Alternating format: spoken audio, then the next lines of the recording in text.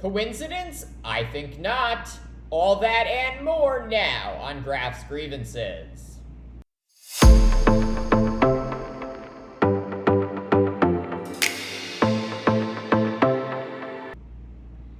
Not even a month after the Supreme Court struck down racial and ethnic preferences in college admissions, Florida has decided to teach public school children that slavery benefited African Americans.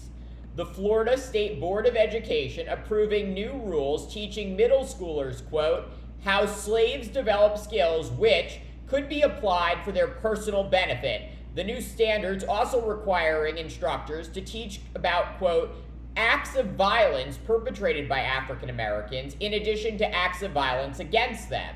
This blatant distortion and whitewashing of slavery, the direct result of Florida Governor Ron DeSantis' war on, quote, woke indoctrination. The now 2024 Republican presidential candidate signing into law the Stop Woke Act last year, which prohibits public school instruction that could cause students to feel discomfort about historical events because of their race, sex, or national origin. Of course, the problem with such a terrible, atrocious law is that it requires the rewriting of history and lying about America's original sin, slavery. Despite what Ron DeSantis wants you and your children to believe, slavery was not a jobs program that in any way benefited African Americans. Enslaved people were seen not as people at all, but rather as commodities to be bought, sold, and exploited.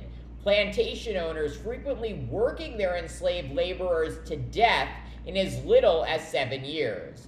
This most brutal and exploitive economic and labor system not officially outlawed in the United States until 1865, with the passage of the 13th Amendment to the U.S. Constitution. And even then, black people were far from realizing equality. These are the facts, full stop. And it is paramount that all school children across the nation be taught this history. DeSantis' move to sugarcoat and censor the horrors of slavery and its perpetuation by white Americans is not only an affront to all black people, but according to the NAACP president and CEO Derek Johnson, a sinister attempt to, quote, bring our country back to a 19th century America where black life was not valued nor our rights protected. This grave controversy also illuminating with respect to our understanding about the word woke. Remember, the rewriting of Florida's education curriculum was prompted by DeSantis signing the Stop Woke Act. This four-letter word becoming ubiquitous among Republicans and conservative media to attack Democrats and seemingly everything they stand for. But now we know that when Republicans say they are anti-woke and talk about declaring a war on wokeism, they are not just talking about fighting liberal ideology. They are also signaling their embrace of white supremacy, downplaying the atrocities of slavery by suggesting that it helped black people by civilizing them and teaching them useful skills they might not have otherwise learned.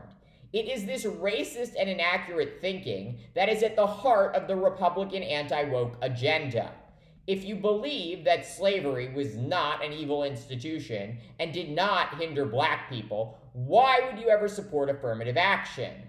If slavery actually civilized black people and taught them useful skills, why should they be giving preferential treatment in college admissions or on a job application?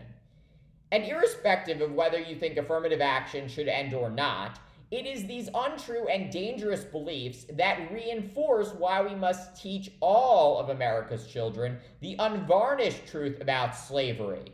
It is only with the complete understanding of our story, our history, that America can live up to our calling by creating an ever more perfect union with liberty and justice for all.